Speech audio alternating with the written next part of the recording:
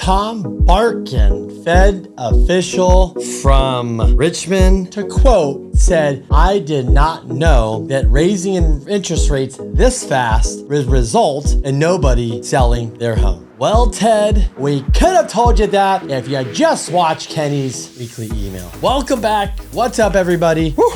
Glad I'm living in San Diego. Yes, I complained. What a long winter. But boy, it's nice being by the beach and it's 75, 80. I know a lot of you, I'm seeing a lot of 120s, a lot of 105s, a lot of 100s, a lot of crazy weather. So very thankful to be living in Southern California for the summer where all you guys are coming to visit us. But anyways, welcome back to another episode, another week with your one and only Kenny Simpson. This is The Brief. Thanks for stopping by. Let's get into it. Inflation. No, we're not going to talk about inflation. What do we start with? Let's look at the housing data. What's going on? Did we go up? Did we go down? Are we staying flat? Here we go. Last week, we had 2694. Remember, this is total listings for this week, for last week, for all San Diego, who has 3 million people. 26. What? How's that possible? Think about that. That's insane. This week, we're at 2640. We're going down? No, we're going the wrong way. As I mentioned to you, July is the peak. So 2640, 448 new, 516 pending. It's just terrible. It's just, we're just not going to get inventory right now. So let's just move on. Mortgage rates. Well, they went up. Now they're coming back down. Just another mess there too. Mortgage rates were high. We're getting a little bit of relief. The 10 years coming back. But honestly, guys, it's just not going to do enough. As Logan at Housing Wire said, and I do agree with him. I have to agree with him because he studies data. I study data. He studies more data than me. And let's be honest, he's much better than me anyways. So that is his full-time job. And what I do agree with him is that the Fed and the bond market, they are not following inflation. They are not following consumer spending. They are following what? Yeah, the job market. I believe they're following the job market because we're just not getting any love. Inflation was at 9, now it's at 3. What do you mean it's not going down? So rates did go up, they're coming back down. Remember, guys, that spread, that was, remember, I'm gonna say it again, I say it every 10-year treasury, and then on top of that is 1.6 to 1.8. That is usually the 30-year fixed rate. Now that 1.6, 1.8 is 3.2. If you don't know why, I've explained it 10 times. You should know it by now, but you have to go back and watch my other videos to find that out. What else is going on? Oh,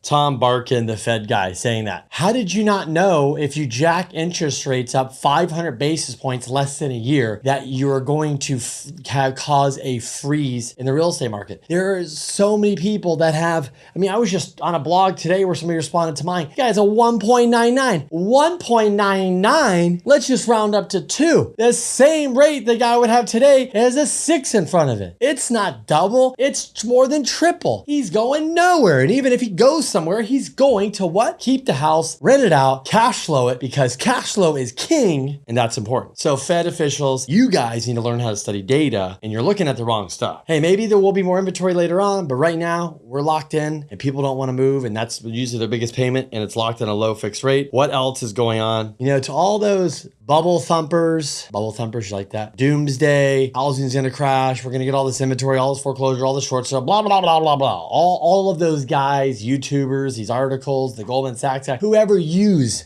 ours, New Yorkers say use are, you're off, you're wrong. Because housing, and I didn't come up with this, I'm stealing it from Logan. Logan, yes, you have so much great content, I have to regurgitate, but November 9th of 2022 is when the housing market started to shift. So yes, Q4 of last year was a, what? Buyer's market. I didn't say sellers. So we went from a seller's market to a buyer's market to a stable market to a seller's market. And guess what? During that time, it went like this and we're going back up. So home prices officially, yes, month over month, they are headed back up. I'm not saying for everything we're talking, that's across the country. I don't know if it's a $20 million market, $30 million market. I'm not really here talking about it. We're dealing with more first-time home buyers or trade-up buyers. So if you're buying $10 million, $20 million homes, over $5 million homes, it could be different, but there's just no listing still because I look and I see there's nothing. So anyways, home prices are on the rise again. And so, yeah, let me make a statement about that. One statement real quick. There's two bars, and I keep saying this. One bar is I'm going to wait for rates to come down. The other bar is I'm going to buy now, marry the house, date the rate kind of thing, buy now and refi later. This bar right here, you're putting 10% down. Can't guarantee it. Don't quote me on it.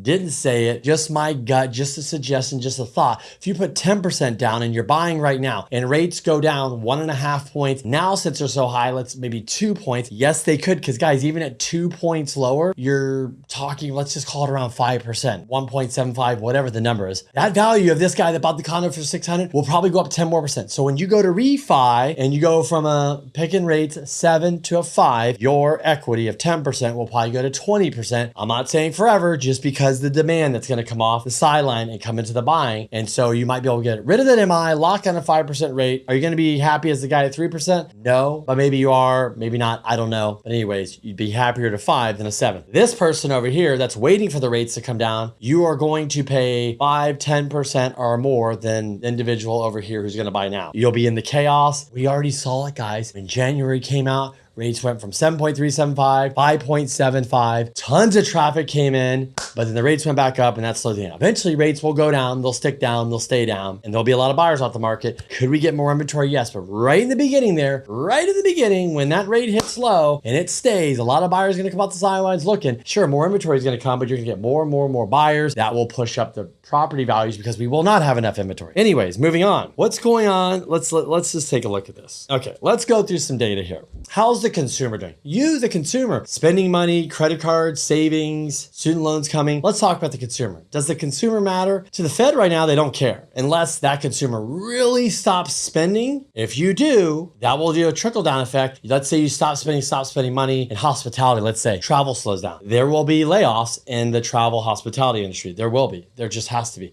So the Fed probably wants to see 2-3, let's just call it 2.5 million jobs lost to feel some pain, to maybe start changing. Remember, I went through all those rate different things. Basically pivot, they'll pivot. They'll pivot again. So pivot to pause to a cut. Okay, how's the consumer doing? So the savings have gone from a 35% as of April 2020 to today, it's at 5%. So you've given back 30% of your savings in buying shit. Number 2, credit card debt. Q1 of 2021 was $750 million, which got back down from about, basically we got that down from about $1 trillion, and now you're got 1.3 trillion. You have student loans coming, inflation's high with everything, you're running out of savings. So we will see what happens, but apparently you're going to be running out of savings as of September. That's going to be very interesting. So what I will say is this. So many people are locked in on low rates. They've got a lot of equity. So they're in this, do I refi? Do I get a HELOC? But boy, HELOC sucks. So yeah, if you're at a 2.5%, 3%, whatever, you're going to go get a HELOC for 100,000 and that thing's going to live up there and you're going to pay a lot of interest. That interest, if you have a credit card, which is I guess 20% the average interest rate, is much cheaper. But yeah, you're not going to touch the first. You're just not. You're just going to get a HELOC. Why would you if you have a really, really low rate? And what are you going to do with the HELOC? I'm never going to pay it off. I don't think you will. So maybe one day you'll refi to fix and pay it off, or you'll consolidate if rates do come down enough. And I posted something on a platform the other day. What would the interest rate need to be for you to sell or refi? Would it need to get back down with a 2 in front of it, a 3 in front of it, a 4 in front of it? Where would you feel comfortable? And I posted this on a platform and a lot of people were kind of like, it's never going to get back down there. So what about you? What would you, your clients, or what do you think the interest rate would need to be for you to refi or maybe to consolidate the HELOC, for you to go out and sell your home and buy another home? That's if you do sell it, or you to maybe do a cash out refi or something else, which a lot of you probably going to have to do